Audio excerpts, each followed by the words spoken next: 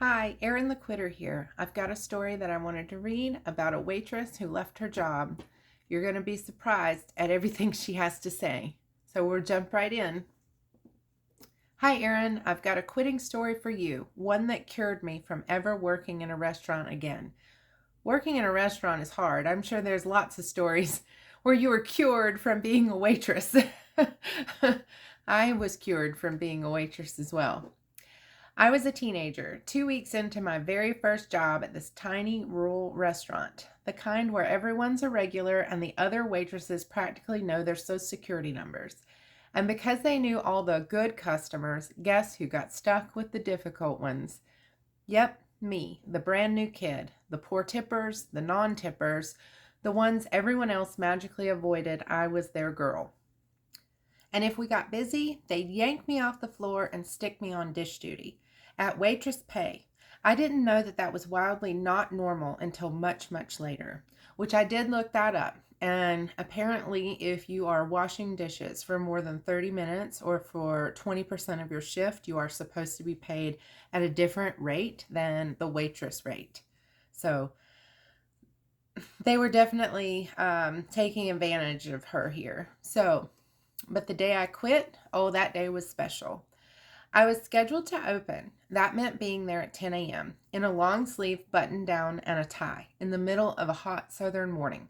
I got there early, 9:45, because God forbid my first job thought I was late. So I sat outside, baking in the sun like a rotisserie chicken, waiting for the people with the keys. They didn't show up until 11:15. And here's the fun part. They wouldn't let me clock in until 11:15. So even though she was there on time, technically early, they took it over an hour away from her on pay because they wouldn't let her clock in when they weren't even there. So I lost more than an hour of pay for the privilege of sweating in formal wear. We opened late and customers were already lined up.